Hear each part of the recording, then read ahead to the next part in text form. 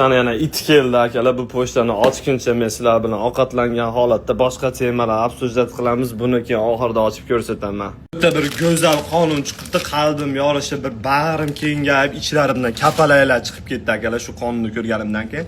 Ya'ni ayollarda agar erkak kishi mazgisini sikishni boshlasa, ayollarda ham 15 sutkaga qamab qo'yishi mumkin ekan. Maza qilardim ko'rib. Boy bo'lmasam hech qanaqa bir neprikosnovenniymiz, xohlagan gapimizni gapiramiz, xohlagan qilig'imizni qilamiz. Agar bizga qo'l ko'tarib qo'ysa, "Urasanmi? Ur meni, ur! 102 qilaman, ur meni!" deydigan shimaralar ko'payib ketgani, valay erkak o'rnida ko'rmaydigan qanjiqlar. Shunaqalarga qarshi zo'r qonun chiqaribdi. Maza qilardim. Endi ko'tini qisib yurishadi spokойно o'zlariga kelib. Xitoyda ham bitta qonun chiqibdi yaqinda. Ajrashishganda ayol kishi hech narsa er tomonidan qoldirilmaydi debdi.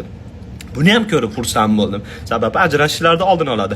Bizda ham shunaqa qonunlar kiritib qo'ysa, ana qo'ltig'imga britva bermadingiz, menga nito qarab qo'ydingiz deb ajrashadiganlar bor. Ashular o'zi sal erini ham hurmat qilish boshlaydi, oilasini qattiqroq ushlashni boshlaydi.